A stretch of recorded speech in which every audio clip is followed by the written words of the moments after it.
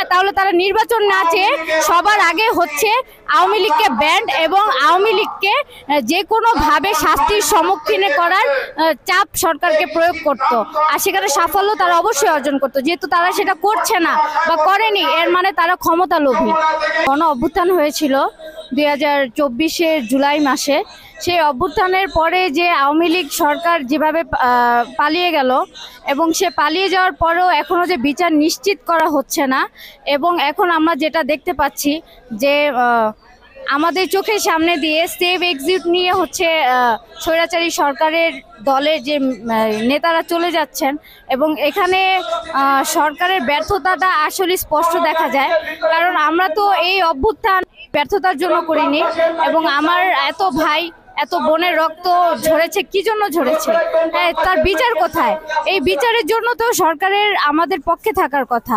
হ্যাঁ, আর এতদিন 9 মাস পার হয়ে গেছে। এই 9 মাসে তো অ্যাটলিস্ট শেখ হাসিনা সহ তার যত কর্মী ছিল, নেতা কর্মী ছিল, তাদেরকে বিচার নিশ্চিত করার কথা, ফাঁসি দেওয়ার কথা। তো বিচার দূরের কথা, উল্টো তাদেরকে দেশ থেকে মানে বের হতে দেওয়া হচ্ছে সেফ ভাবে।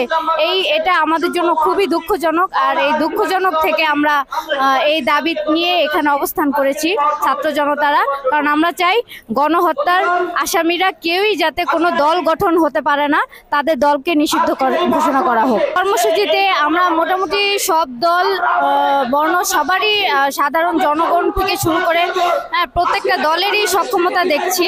হ্যাঁ, শুধু আমরা এখনো বিএনপির সক্ষমতা দেখিনি। হ্যাঁ, আমরা চাই যে ওনারা, বিএনপি হচ্ছে বাংলাদেশের একটি বড় দল।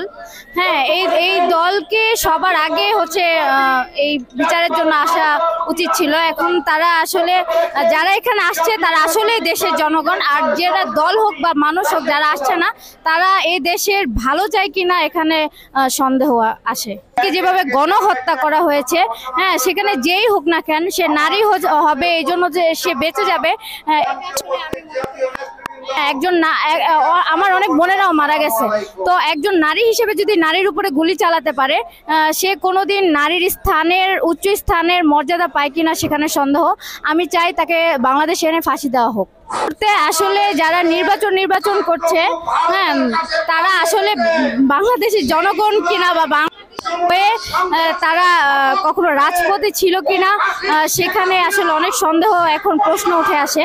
কারণ যদি কেউ বাংলাদেশের হয়ে কাজ করতে চায়, সে ক্ষমতার জন্য নির্বাচন চাইতেছে। তারা এতদিন যত আন্দোলনের দাবি করছে, তারা অবশ্যই নিজের পাওয়ার ক্ষমতার জন্য করেছে, বাংলাদেশের জন্য করেনি। যদি বাংলাদেশের জন্য করতো, হ্যাঁ, তাহলে তারা নির্বাচন না চেয়ে সবার আগে হচ্ছে আওয়ামী লীগকে ব্যান্ড এবং আওয়ামী লীগকে যে কোনোভাবে শাস্তির সম্মুখীন করার চাপ সরকারকে প্রয়োগ করত।